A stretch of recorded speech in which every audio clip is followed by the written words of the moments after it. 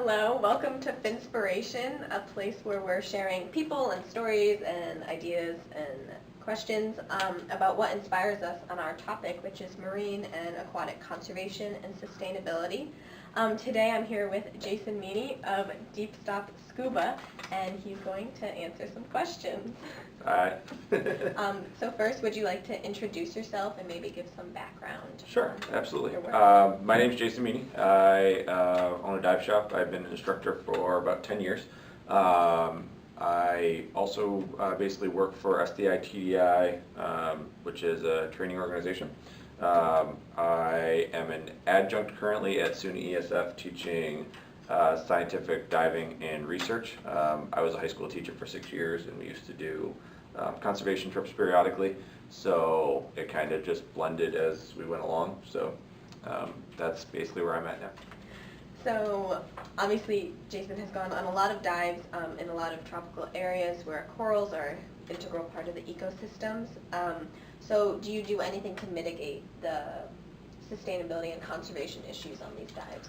So a lot of different places face a lot of different issues, and lionfish is a major issue. I know that we're talking more corals, but lionfish is a major issue in the entire ecosystem, and the entire ecosystem works together so much. Lionfish are a huge issue at this point in time.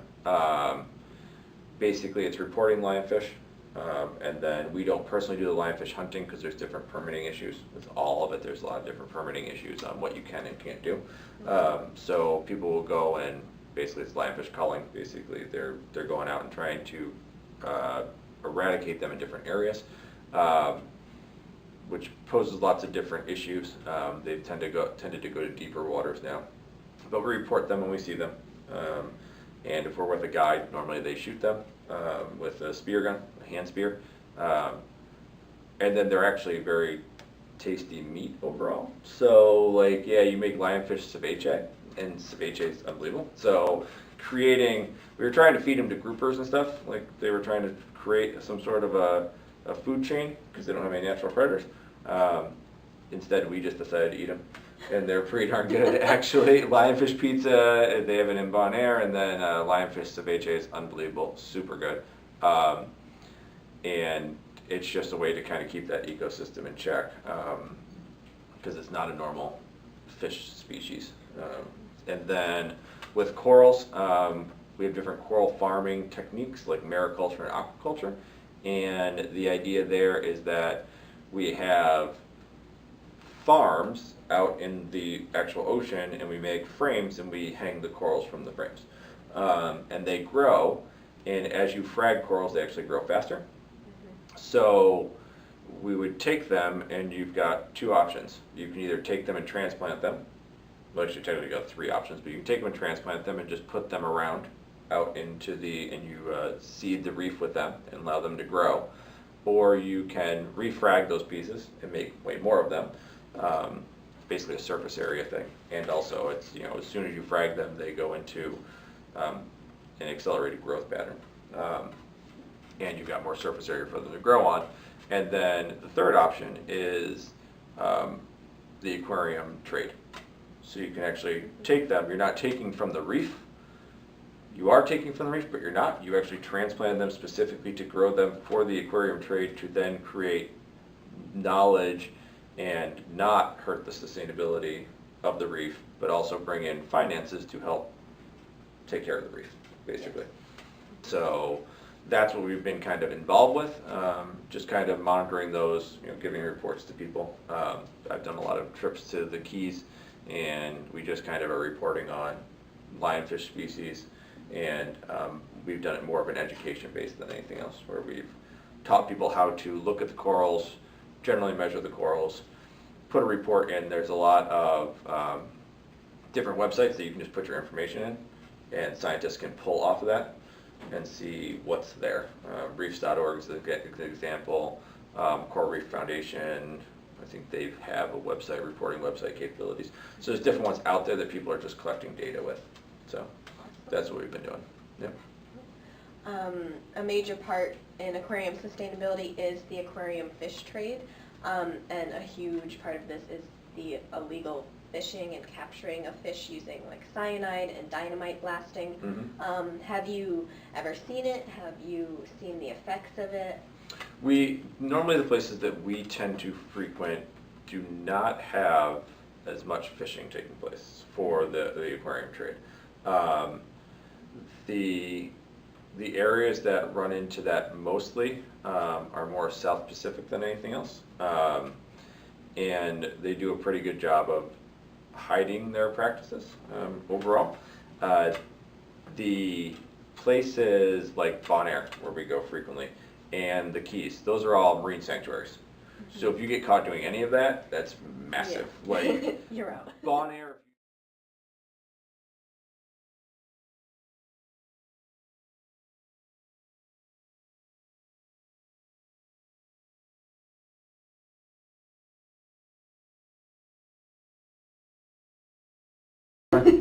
So Jason talked about bringing coral frags back for aquariums and also teaching students about conservation.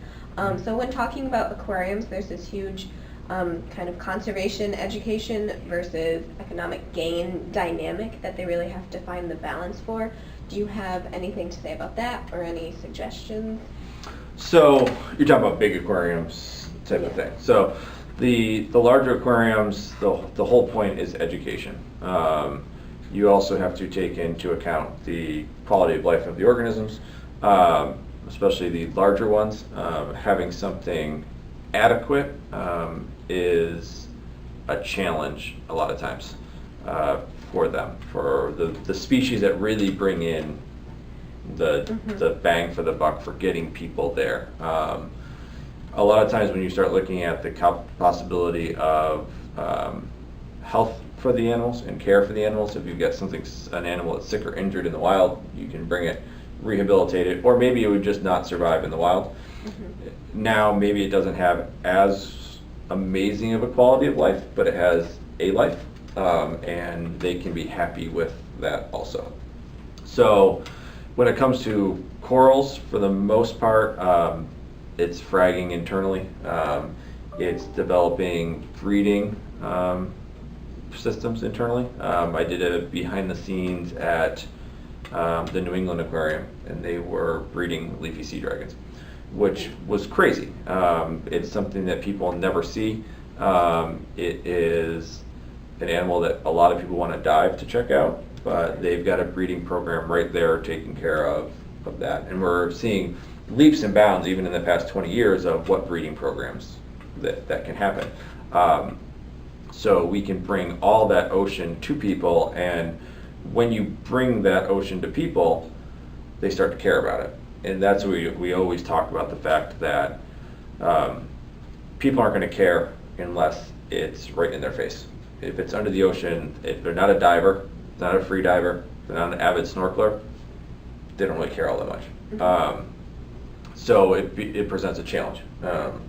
So they're trying to educate, they're trying to, yes, bring some animals in that people might say still need to stay in the oceans, but at the same time, you're creating a more general overall awareness and caring from people about the organisms. Just talk about like shark finning. No one cared until everybody started seeing it, and then started seeing the animals in different aquariums, and then started realizing what in the world was going on. And now a whole lot of people are on top of this shark finning and killing of the sharks and killing of dolphins for their meat, and realize that those meats are high in mercury, and there's no point in that. It doesn't even have any sustainability. There's no point. It just it's not a viable meat source. There's no reason to be doing it. So having them at the aquariums created this huge idea that people now got to interact with them. They get to see them, starts to get rid of some of the fear of those animals, and then makes it so that people care. And that's the effect you start to see with some of that. Some people might say a ragged tooth or a sand tiger shark shouldn't be in an aquarium, but at the same time, maybe they were injured, and we have them in the aquarium, we can care for them, we can get them healthy, and at the same time, people get to see them, and it creates a feeling of empathy for those organisms. So which is huge in the grand scheme of things. So he talked about the breeding programs and then making sure, life qualities are good. So overall, do you think aquariums are sustainable? Yes, as long as they put into, when you go to the behind the scenes, when you see what they're truly doing and you meet the people who are doing that work, what you start to see is the development of like the breeding programs like we talked about. You start to see the healthcare and nutrition and research that's coming out of them. You do the behind the scenes at any of the larger aquariums, you'll be shocked to see what, behind those aquariums is not just plumbing, it's labs. Mm-hmm. So it's people doing research. And we learned so much about them. We were at the New England Aquarium and they were telling us a story about someone that had some fish for their research, but they kept losing the fish. They had no clue why, and they finally set up a video camera, and the octopus was sneaking out, eating the fish, and going back into his cage, so that nobody could find him. So, like the amount that we've learned about octopuses is crazy, because we start to interact with them. We're like, these animals have crazy personalities and are really, really smart. Some of the larger species, definitely not a fan of, like the dolphins and the SeaWorld type of stuff, because that's a whole different, you have to look at the animal's needs. Like one of the most sought after aquarium fish is like the yellow tang or purple tang or black tang. Those tangs they need a huge space. Mine's very happy in a 6 foot long, 2 foot wide tank. I couldn't put a shark in my tank. There are some shark species that people would put in a 200 gallon. It's a little bit tight. Maybe if you have a full sandy bottom, but you have to know what kind of sand, what kind of everything. So when you start looking at the animal needs, a lot of times on small scale aquaria, you run into people who put them into too small of a tank. And think just because their tank is surviving means that everything's okay. That's not necessarily always the case. But if you do the research, you give the animal what they need, and you've got a whole lot of research coming from it, then I think they completely are sustainable, because they are putting into practice what they need to put in, and creating a knowledge base around them. That education they create to the general public then creates a outside sustainability also. They have life changes that they might make when they start to choose how they're going to go about it. So I definitely think they are. Okay. So a great way to gauge if an aquarium is practicing what they preach is to see if they're AZA certified. So if you can't go behind the scenes, that's a great way to check it out. And so final question, do you have any suggestions for people wanting to go into the aquatics and marine field? Sure. So it is a challenge overall. It is a lot of volunteering. It is a long road to get involved in it. It's about making connections. It's about doing internships. The internships might not be paid. Maybe they're paid, but you're going to want to work extra hours over that. I see that fairly frequently, that when the clock stops, I stop. Science doesn't really work that way, unfortunately. I mean, I get it, but at the same time, when you're not really punching in and punching out with a science job. It's not a 9 to 5. It's I need to work today, and this is how much money I'm going to make to do that today, type of thing. So getting involved is challenging. Like I said, start with internships. One of the big blockers we do see is if you want to get into the marine sciences or anything, they're looking for people who are dive certified, and not just dive certified, that have extra certifications and are active divers. A lot of them look for that because they don't want to have to train you on the job, because it takes a whole lot of money and a whole lot of time to train you. So they want people who are pre-trained, that have experience. We see a lot of, I want to be a marine biologist. Why do you want to be a marine biologist? I want to play with dolphins. Like, I'm sorry, but you're probably going to do sponge research or microorganism research. Like, that's where, like, And one of the biggest areas of research now is the metaphotic area, which is rebreathers, diving rebreathers, and diving 300 feet deep. And we're finding new species every time we dive there. So that's where the push is. And that's where aquariums are looking for, hey, we need to do research. We're looking for these things. So getting a job in those, you're going to be pretty much expected to do research, or you're just going to be working, I mean, essentially you're going to be working the cash register, but that's a way to get up and through.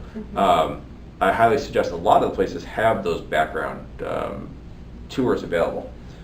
It's like an extra $20-30 and somebody walks you around the back. And you get to see their education centers. There's a whole lot of education that goes along with that. And you need to be able to do education. You need to be able to dive. You need to be educated yourself and willing to volunteer and put the times in. When you've built that resume, then they're going to start looking at you because everybody wants to get involved in that.